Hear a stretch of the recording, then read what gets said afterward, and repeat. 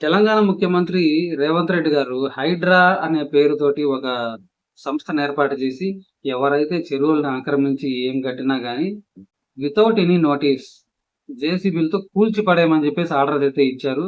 దీన్ని ఖచ్చితంగా మనందరం అభినందించి తీరాలా. ఇలాంటి చట్టాలని ఆహ్వానించాలి. ఎన్ కన్వెన్షన్ అంటే అది నాగార్జున గారిది కాబట్టి, ఆయన ఒక పెద్ద సెలబ్రిటీ కాబట్టి జనాలందరూ దీని గురించి మాట్లాడుకుంటున్నారు గానీ, తెలియని ఎన్ కన్వెన్షన్‌లు ఎన్నున్నాయో హైదరాబాద్‌లో. హైదరాబాద్ సిటీ ఒకటే గాదు. చుట్టుపక్కల పల్లెటూర్లలో గూడా చెరువు భూములు ఆక్రమించి ఎంతమంది ఎన్ని కట్టుకున్నారో.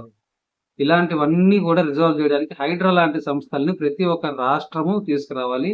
సుప్రీంకోర్టు ఆర్డర్స్ ప్రకారం ఎవరైనా గానీ ఎఫ్‌టీఎల్‌లో గానీ, లేకపోతే చెరువుకు సంబంధించిన ఎటువంటి భూమిలో ఏది కట్టినా వితౌట్ ఎనీ నోటీస్, ఇంకా నోటీసులు ఇస్తున్నారు మర్యాదగా హైడ్రా వాళ్ళు.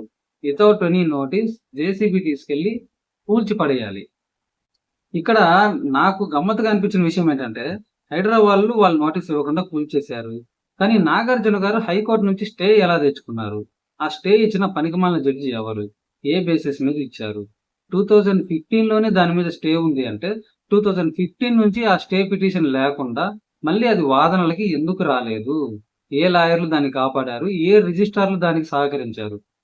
ఇంత దీనస్థితిలో లా అండ్ ఆర్డర్ ఉంటే, ఇలాంటి కబ్జాలు, ఇలాంటి ఈ యాంటీ సోషల్ ఎలిమెంట్స్ అన్నీ గూడా వాటిష్టం వచ్చినట్టు వాళ్ళు రెచ్చిపోతుంటారు గానీ, ఎందుకు కంట్రోల్ అవుతారు? ఎవరు ఎన్ని జెప్పినా హైడ్రా లాంటి సంస్థలు ఇంకా పుట్టుకు రావాలి. ప్రతి ఒక్క రాష్ట్రంలో, ప్రతి ఒక్క సిటీలో గూడా ఇలాంటి సంస్థలు యాక్టివ్‌గా పనిజేసి, ఎవరైతే అక్రమ కట్టడాలను కట్టి, ఎవరైతే అక్రమంగా స్థలాలను ఆక్రమించి కబ్జాలు జేసి, వాళ్ళిష్టం వచ్చినట్టు విల్లాలు, ఫార్మ్ హౌస్‌లు కట్టుకుంటారో, వాళ్ళందరిని మెడ పట్టుకొని, ఈడ్చుకొని బయటికి గెట్టేసి కూల్చి పడేయాలి అలాంటి బిల్డింగులన్నీ కూడా. దాంతో పాటు అవి కట్టుకోవడానికి పర్మిషన్ ఇచ్చిన ఎదవలున్నారు చూడండి. ఈ ఆఫీసర్‌లు, సో కాల్డ్ ప్రీవియస్ ఆఫీసర్స్. ఎవడైతే ఆ కన్సర్న్డ్ ఆఫీసరు దాన్ని ఆమోదిస్తూ సంతకం చేసి, మీరక్కడ కట్టుకోండి అని పర్మిట్ చేశారు చూడండి. వాడిని కూడా రోడ్డు మీదకి ఈడ్చి చెప్పు తీసుకొని కొట్టాలి ఎదవలని. ఏదో వాళ్ళ ఇష్టార్జితమైనట్టు, వాళ్ళ కష్టార్జితమైనట్టు, వాళ్ళ పూర్వీకుల ఆస్తి అయినట్టు, చెరువులు మీరు కట్టుకోండి, నా కమిషన్ నాకిచ్చేయండి. ఇలాంటివన్నీ చేసే ఎదవల్ని కాలుతో కొట్టాలి.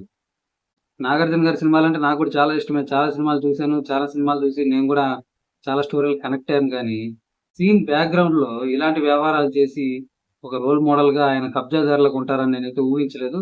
ఇలాంటి స్థలంలో నాగార్జున గారు సాక్షాత్తు ఆ దేవుడే ఉన్నా గానీ, హైడ్రా లాంటి సంస్థలు జేసీబీలతో కూల్చుకుంటూ ఎళ్ళిపోవాలి. అందులో ఎటువంటి తిరుగు లేదు.